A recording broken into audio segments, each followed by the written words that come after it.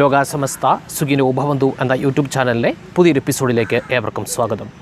ഇന്ന് നമ്മൾ പരിചയപ്പെടുന്ന ഒരു വിശേഷപ്പെട്ട ഒറ്റമൂലിയുണ്ട്. ചുമയ്ക്ക് വളരെ ഫലപ്രദമായി 100% ഫലപ്രദമായി ഉപയോഗിക്കാൻ സാധിക്കുന്ന ഒരു ഒറ്റമൂലിയാണ്. ഇത് കണ്ടോ, ഇതാണ് നമ്മുടെ ആടലോടകം.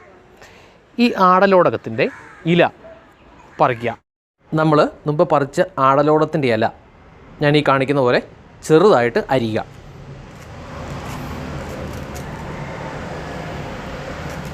ഇതുപോലെ ചെറുതായിട്ട് വേണം അരിയാൻ.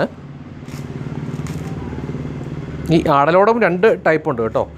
നമ്മൾ കാട്ട് ആടലോടകമുണ്ട്, ചെറിയ ആടലോടകമുണ്ട്. ഞാനിപ്പോൾ കാണിച്ചേക്ക് നമ്മുടെ ഇവിടെ കിട്ടുന്ന കാട്ട് ആടലോടകമാണ്. ചെറിയ ആടലോടകമുണ്ട്, അതാണ് കുറച്ചുകൂടെ എഫക്റ്റീവായിട്ടുള്ളത്. രണ്ടും വലിയ വ്യത്യാസമൊന്നുമില്ല. ചെറുതിന് ഇതിനേക്കാൾ കുറച്ചുകൂടെ വലിപ്പം കുറവാണ്. പൊതുവെ ഇപ്പോൾ നമ്മുടെ നാട്ടിലൊക്കെ കിട്ടുന്നത് വലിയ ആടലോടകമാണ്. അതും ഉപയോഗിക്കാം, ഏകദേശം ഓരോ ഗുണങ്ങൾ തന്നെയാണ് ലഭിക്കുന്നത്. ഇതുപോലെ ചെറുതായിട്ട് അരിയണം. നമ്മൾ മുമ്പേ അരിഞ്ഞ ആടലോടത്തിൻ്റെ ഇല ഇതുപോലെ ഒരു ചട്ടിയിലിട്ട് വറക്കുക.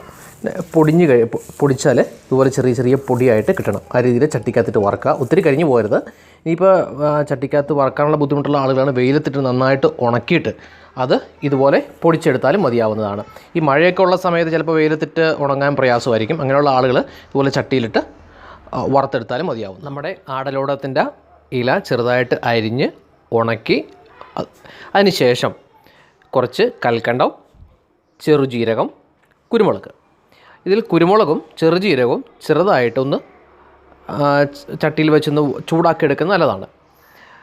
ഇത്രയും സാധനങ്ങൾ നമ്മുടെ ആടലോടത്തിൻ്റെ ഇല, ചെറുജീരകം, കുരുമുളക്, അതുപോലെ കൽക്കണ്ടം, ഇങ്ങനെ 4 കൂട്ടം സാധനങ്ങളും മിക്സിക്കകത്തൊക്കെ ഇട്ട് നന്നായിട്ട് പൊടിച്ച് എടുക്കുക.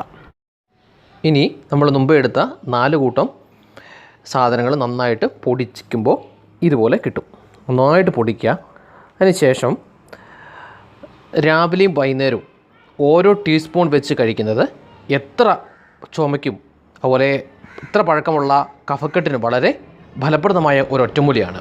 ഇതുപോലെ ഉപകാരപ്രദമായ മറ്റൊരു വീഡിയോയുമായി നമുക്ക് വീണ്ടും കാണാം. നന്ദി.